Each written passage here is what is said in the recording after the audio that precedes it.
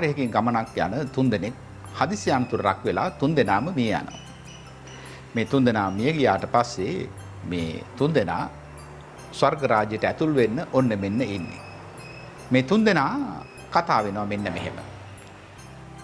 අපේ අවමගුල් අවස්ථාවේදී පවුලේ අය ඥාති හිත මිත්‍රාදීන් අපි ගැන මොනවා කියයිද? මං ගැන මොනවා කියයිද? ඔයා ගැන මොනවා කියයිද? අපි ගැන මොනවා කියනවටද අපි කැමති? එතකොට කෙනෙක් අහනවා ඔයා ගැන මොනවා කියනවටද ඔයා කැමති? එතකොට එයා කියනවා මං කැමති මගේ පවුලේ අය මං ගැන මෙහෙම කියනවට. මේ මියගිය තැනැත්තා ඊටාම විශිෂ්ට වෛද්‍යවරයෙක්. ඒ වගේම ඔහු තම පවුලට ගොඩක් ආදරය කරපු කෙනෙක් කියලා. අනිත් එක්කනා කියනවා මං කැමති මං ගැන මෙහෙම කියනවට. මේ මියගිය පුද්ගලයා විශිෂ්ට ගුරුවරයෙක්.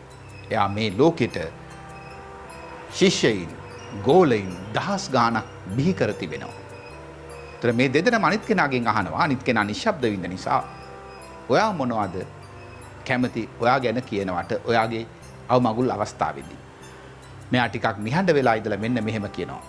ඇත්තටම මං කැමති මගේ අවමගුල් අවස්ථාවේදී එතන රැස් වෙලා ඉන්න කවුරු හරි කෙනෙක් මෙන්න මෙහෙම කියනවට.